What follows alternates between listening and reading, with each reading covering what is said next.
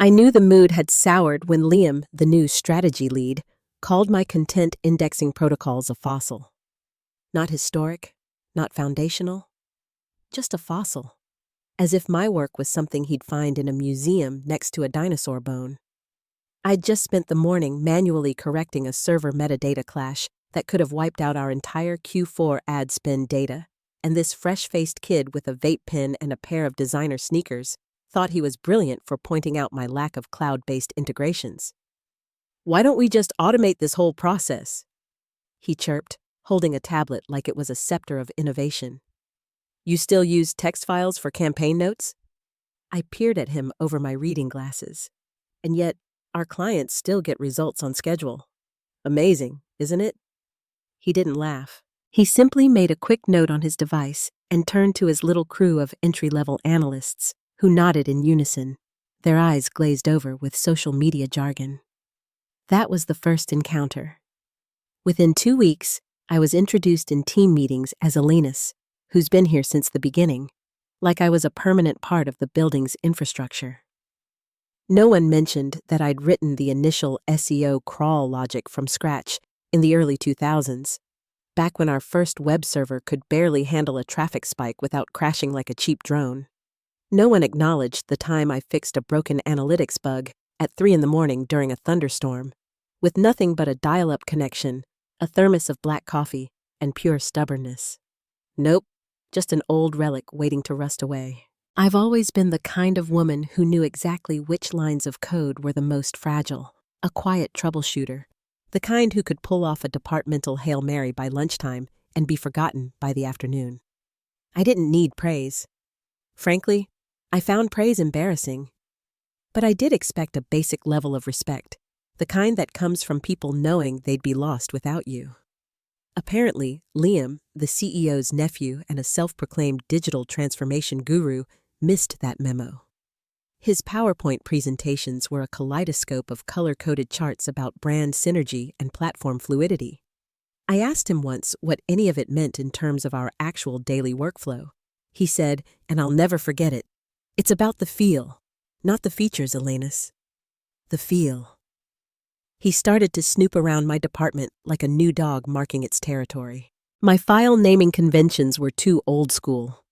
My master list of keyword targets, a sticky note wall with years of trial and error data, was outdated and unscalable, a liability. It wasn't long before he scheduled a modernization workshop with me and his little group of unqualified minions. He wanted me to walk them through my responsibilities so they could streamline the process. I said, absolutely. I scheduled it, then quietly canceled it 5 minutes before, citing a mysterious server-side permissions error and a baffling API token issue. They were too green to question it and thought an API was something you could just find in a search bar. The friction escalated from there. I started to notice things, my access levels being quietly downgraded, my name left off of project management threads. One day, he physically took a backup drive from my desk, my personal one, and said, "We'll get this all into the cloud. No more siloed assets." He grinned like he had done me a huge favor. That's when I started making backups of my backups, encrypting files under different names, creating decoy folders, and nesting critical tools under misleading titles like Old Marketing Content or Q1 2004 press releases. If they were going to treat me like a historical artifact, I would become one, but not without first sealing the vault. You ever spent 2 decades building something only to realize the new management thinks it's just there, like the foundation of a building? That was me. I was the core code, the skeleton, the ghost in the machine that kept the whole thing running. And Liam was trying to paint over the cracks he didn't even know existed. But I did, and I started keeping a mental list. Days, decisions, small failures waiting to happen. The shift had begun. They just didn't know it yet. It happened on a Tuesday, that cursed, flavorless beige day when nothing ever goes right, and the office coffee tastes like recycled sadness. We were all crammed into the glass-walled conference room. Bright lights, a smell I can only describe as stale printer ink, and unacknowledged layoffs. Liam was giving another one of his culture uplift pep talks, his arms waving as if he was conjuring synergy from thin air. He had the whole junior team hypnotized by his buzzword-filled speech. I was there too, quietly scrolling through an old client contact log that he didn't even know existed, trying to figure out why our trial ad server kept bouncing our campaign bids again. Then he said it. "Look," Liam started, pacing like a motivational speaker. "We have to evolve. This isn't 2002. We can't keep holding on to outdated systems or outdated people." He didn't use my name, but he looked straight at me when he said, "Old school thinkers like you slow us down." The room fell silent. A few nervous coughs rippled around the table. Then came the real insult. His uncle, our CEO David, let out a loud, full-throated laugh, as if Liam had just delivered a brilliant punchline instead of a cruel slap. I felt the heat rise up my neck and settle behind my eyes. I didn't blink or breathe, just stared at the digital guru like I was watching a squirrel chew through a power line. I wanted to say 1,000 things. I wanted to remind them all who wrote the disaster recovery plan they had used last quarter. I wanted to ask Liam what he would do when the ad network connection broke because he had overlooked the 3-step validation handshake I'd manually installed after that 2018 data breach. I wanted to stand up and ask if he could even explain the difference between a caching service and a CDN. But I didn't. I just smiled. A tight, dry smile, the kind you wear to funerals and HR meetings. The meeting ended. Liam strutted out. I packed up my tablet, walked past 3 people who couldn't meet my eyes, and made my way to the parking lot as if I'd just walked off a battlefield that only I knew was on fire. At home, I sat at my kitchen table for a good 40 minutes in silence. Just me, the hum of the refrigerator, and the tick of the wall clock I'd won at a company raffle for top performer back in May 2009. I remembered that day, remembering thinking it meant something. I pulled out my laptop, opened a blank text file, and titled it Exit Strategy. For a second, I really thought I'd go through with it, write a scorched earth resignation letter so epic they'd study it in HR seminars for years. Just hit print, walk in Monday, and drop the mic. I even pictured Liam reading it aloud in front of the team with that confused golden retriever look he always wore when something had complexity. But then I thought about something else. The access keys to our legacy content management system I'd written in a panic during a site-wide outage back in 2016. The client services contract with Jessica expiring in a month that no one had bothered to renew. The internal-only chat channel routing to our offshore dev team that I'd set up off the books with a guy named Daniel, who only checked messages before 9 a.m. and still used a flip phone. I thought about the smile Liam wore when he humiliated me, the kind of smirk you only see on people who think nothing bad is ever going to happen to them. That's when I knew I wasn't done. They wanted the veteran gone. Fine, I'd leave eventually, but not before I turned every undocumented process into an invisible Jenga tower and let them keep pulling blocks one by one. I closed the text file. I didn't even save it. Instead, I opened a fresh spreadsheet and started watching. The thing about holding a digital media company together with quick fixes, raw instinct, and 30,000 hours of lived experience is that no one notices until the fixes start to fail. They think it's the software, the shiny dashboards, the cloud subscriptions Liam won't stop talking about. But Synergy Media didn't run on cloud infrastructure. It ran on me. On knowing that the client report generator crashes if you enter an affiliate ID with a trailing space, and remembering that the ad spend database only syncs if the file name includes a capital S in spend. On quietly telling our accounting team that the vendor marked W&R Logistics in the billing portal is actually Rivera & Sons, and if you send the invoice under the wrong name, it gets bounced for 5 days. Try automating that, Liam. He never saw the backbone, only the user interface. And that's why, in his infinite self-confidence, He stood in the center of the office with his sleeves rolled up, talking about expansion. "We're going national," he declared, his pointer finger stabbing at a projected map like a general planning a campaign. "The East Coast is first. The pilot hub goes live in 6 weeks. We have the infrastructure. We have the vision. We did not have the infrastructure. What we had was a nest of half-documented dependencies, a custom API duct-taped to a deprecated content module, and a vital hosting license expiring in 2 months that not one person had budgeted to renew. But Liam had a pitch deck and a denim jacket, so apparently that was enough. I sat in the back, sipping stale conference room coffee from a mug that still said Code Queen in chipped letters, and began making a list. Not the official handover document they'd eventually ask for. This was my list. I called it the retirement folder, but it wasn't a gift.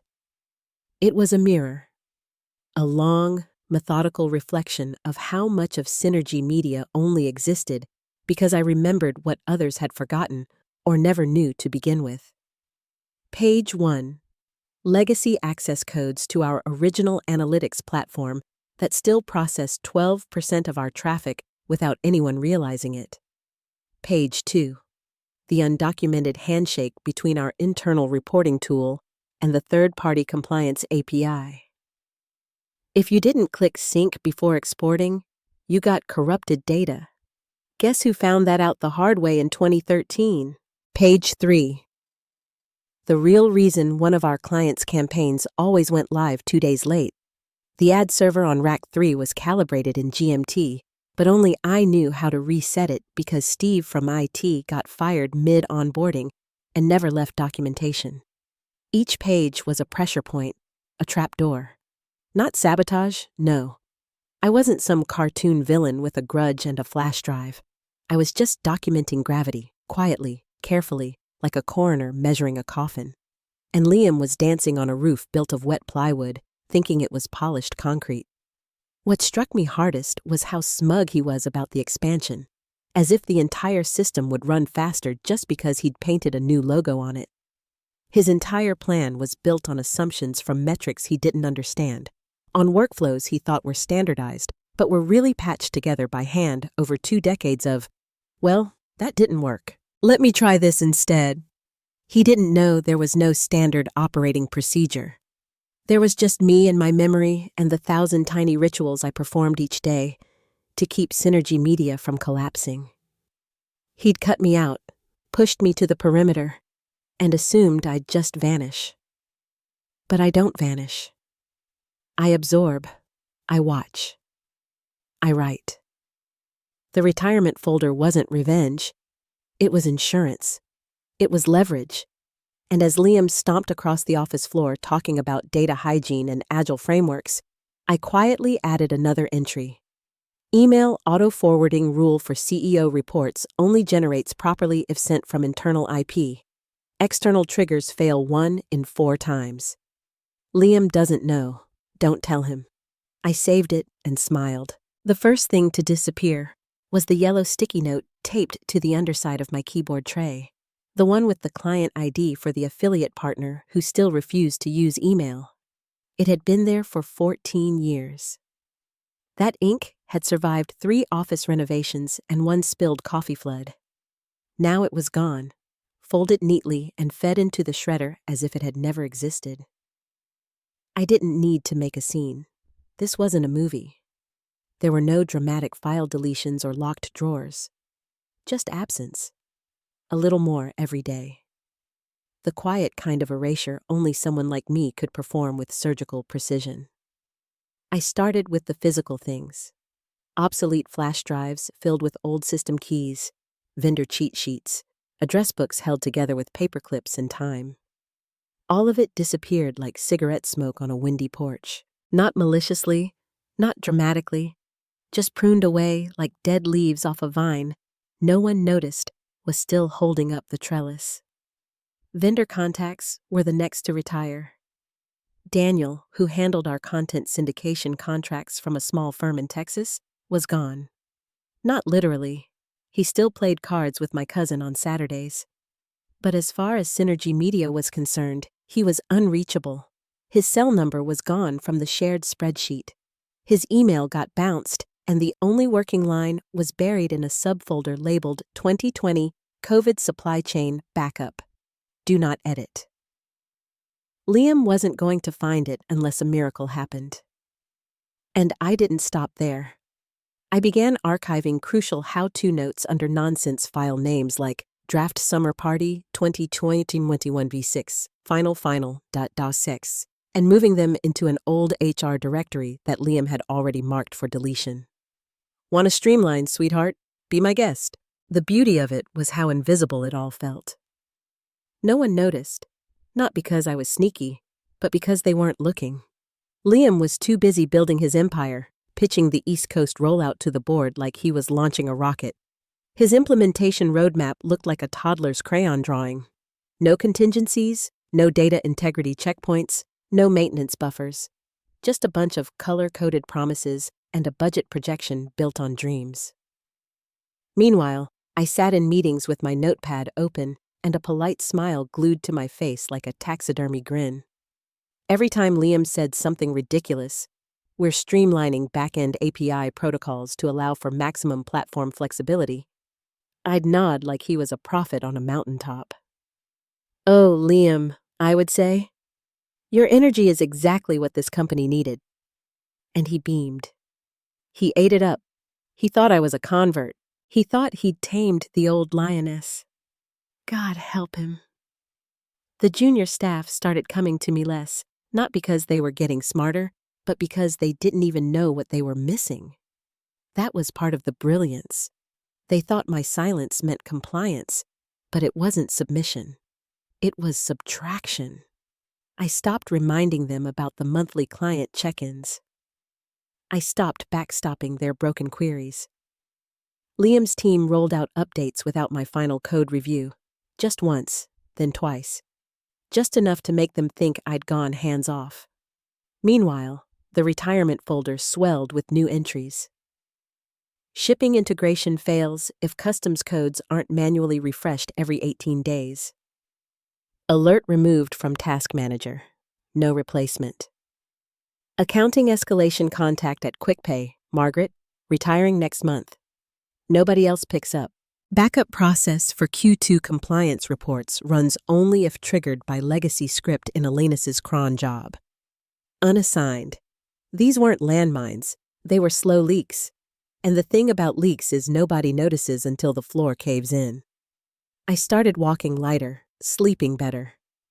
There was a stillness in me now, like the eye of a storm. Liam could prance around in his new loafers and quote Forbes all he wanted. He didn't realize I'd been holding the net beneath his trapeze act this whole time, and now I was folding it, carefully, quietly, thread by thread.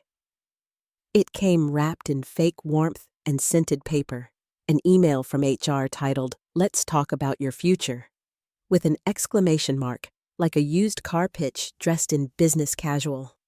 I opened it, already knowing what it was.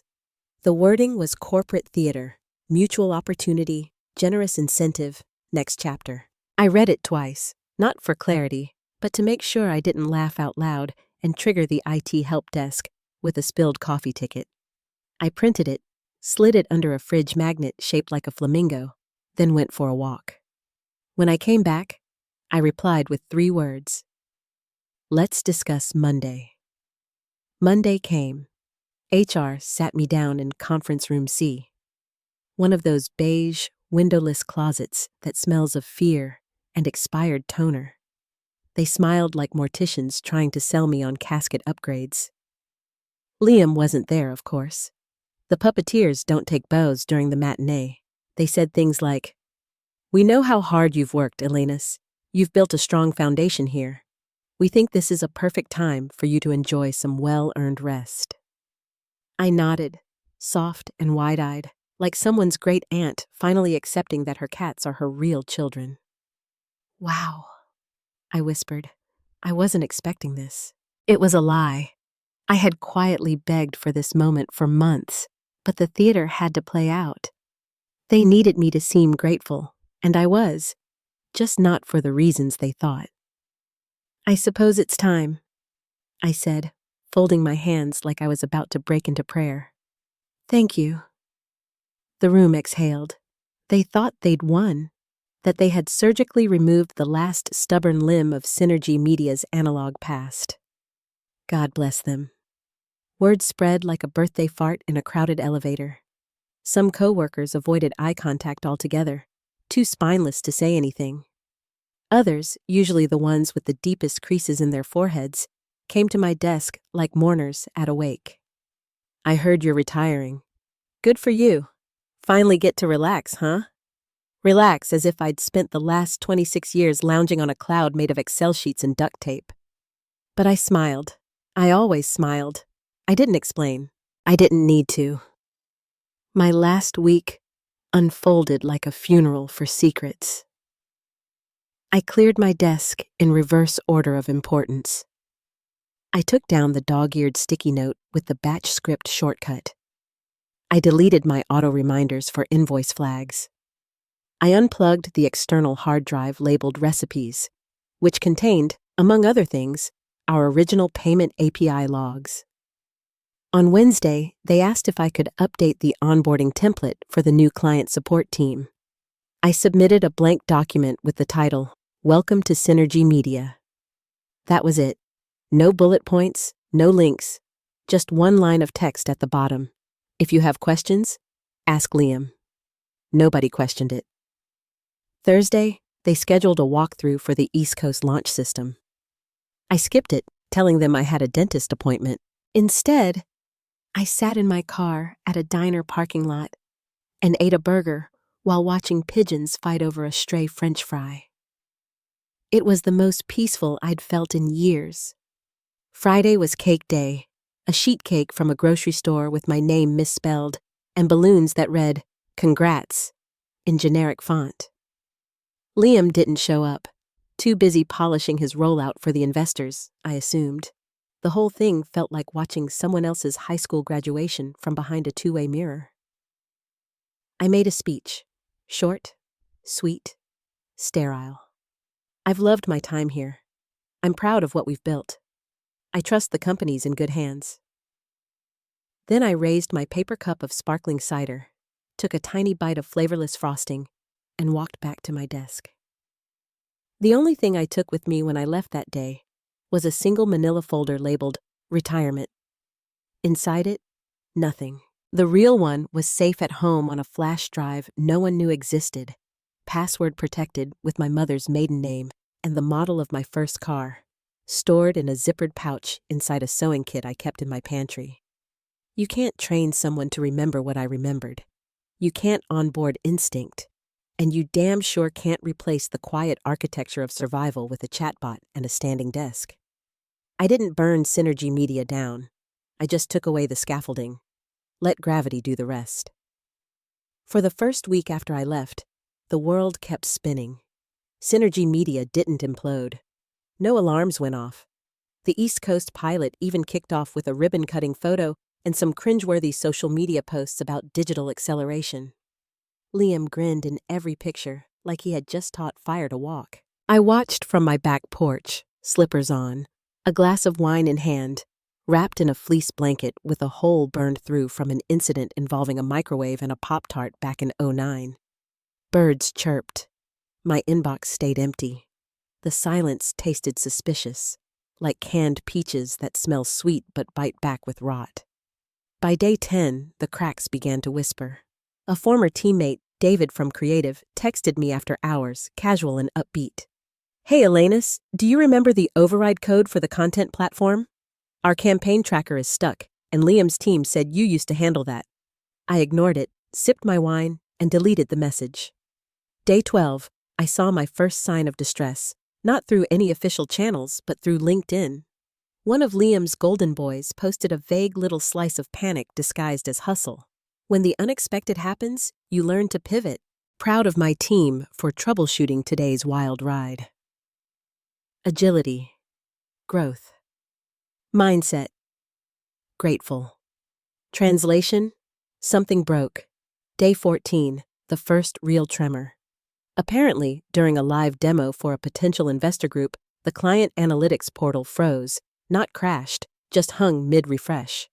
No error code, just silence.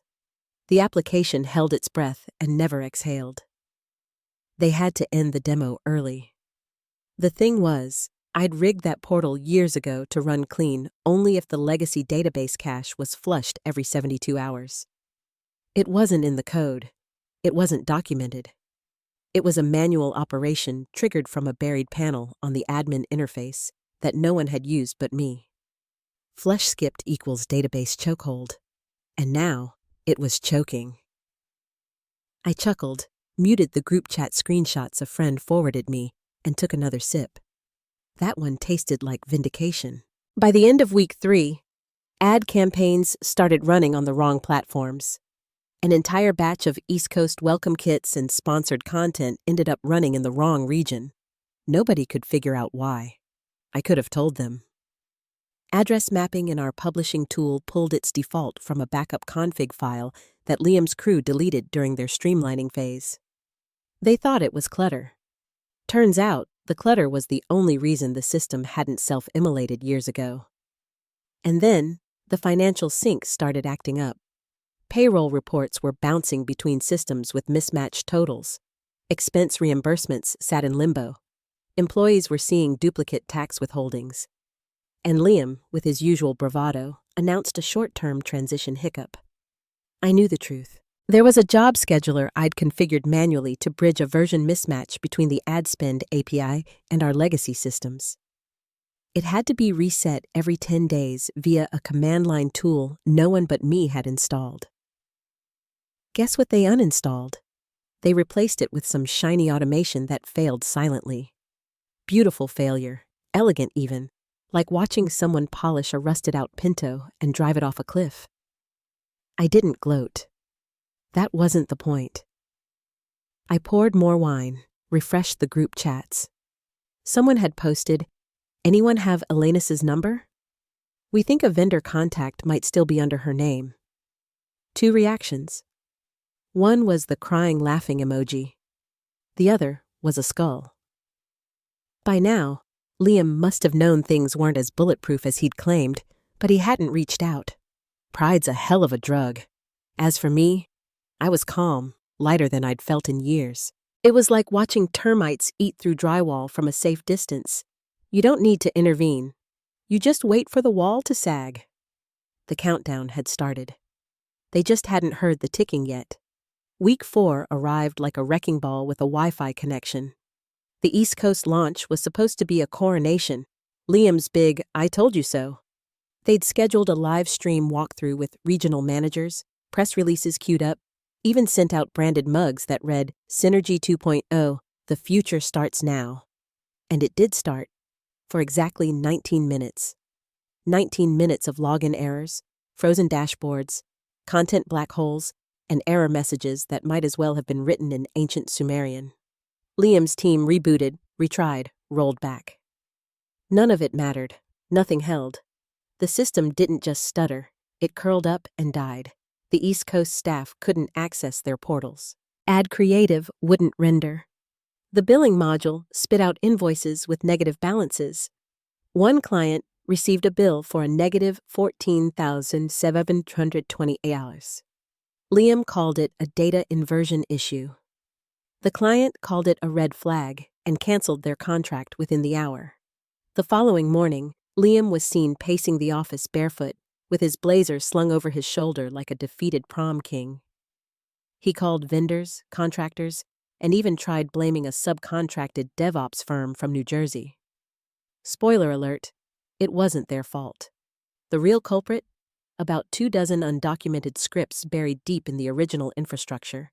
Scripts I'd written, maintained, and kept functioning with a mix of scheduled rituals, duct-taped logic, and sheer willpower. Some had dependencies on obsolete file paths and relied on a time-triggered backup of a legacy database that no longer technically existed unless you knew the redirect, which of course I did.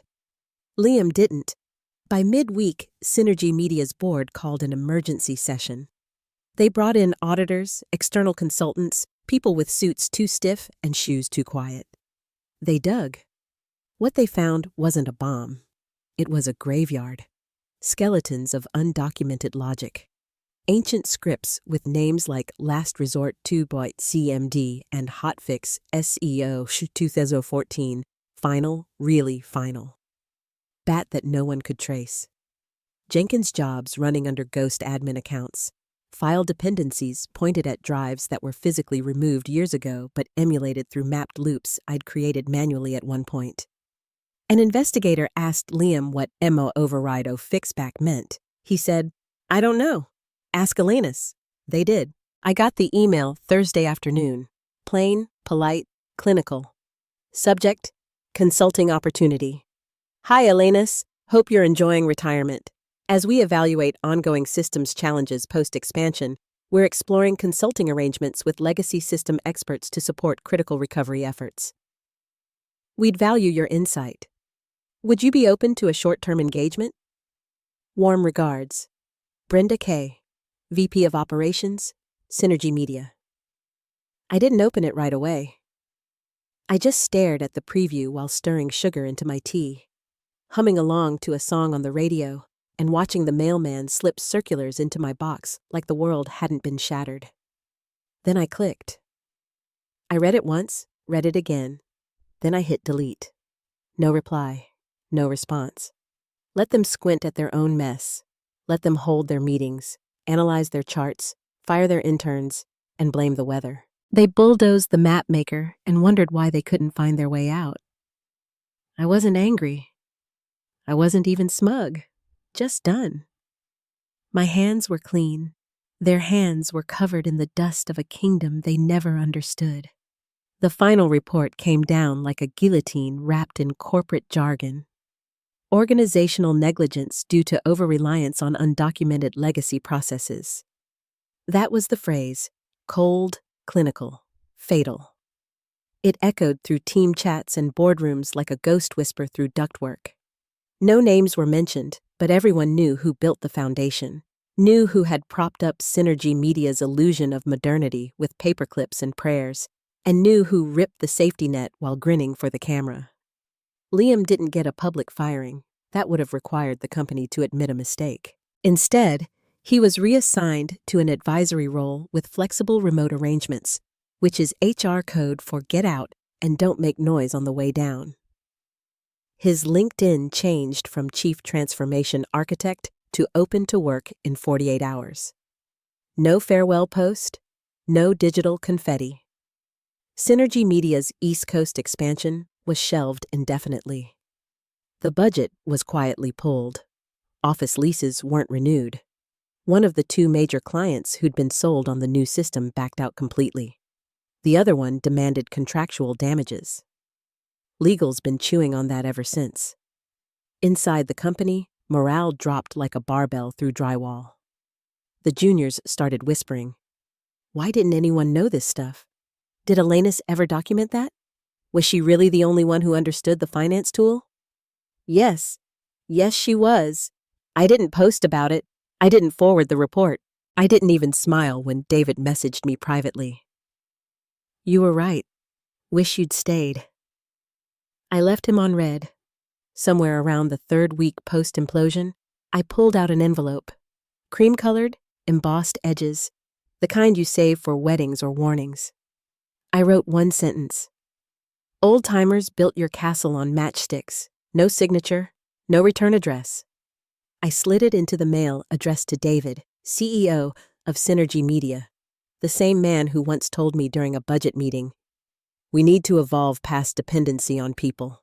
He said it while sipping a fancy green smoothie and nodding at Liam like a proud dad. Irony now probably tasted like rusted copper. After that, I sat out on my porch, legs up, cat in my lap, tea cooling in the breeze. I wasn't angry.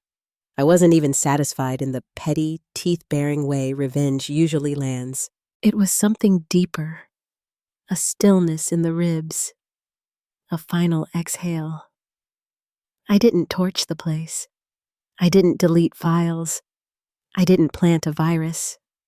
I just left. They bulldozed the bridge themselves, laughing all the way, thinking they'd upgraded the architecture. But all they really did was shove the mapmaker into retirement. And now, I'm a ghost in their machine. Unreachable, unreplaceable, and finally at peace. The story of Elena's highlights a powerful lesson. True value in any organization often lies in the institutional knowledge and experience of its long-standing employees. It's easy to be captivated by new ideas and flashy technology, but these modern systems are often built upon the quiet, hard work of those who came before. When companies dismiss experienced people without understanding the complex, undocumented systems they maintain, they risk losing the very foundation that keeps the organization stable. The positive message here is not about revenge, but about self-worth and empowerment. Elena's story shows that an individual's unique skills and knowledge are a form of power that cannot be easily replaced or automated. Instead of fighting a losing battle, she chose to detach herself and allow the natural consequences of her absence to unfold. This is a testament to knowing your own value and being confident enough to walk away from a place that doesn't respect it. The greatest victory is not in proving others wrong, but in finding peace and freedom from a toxic environment.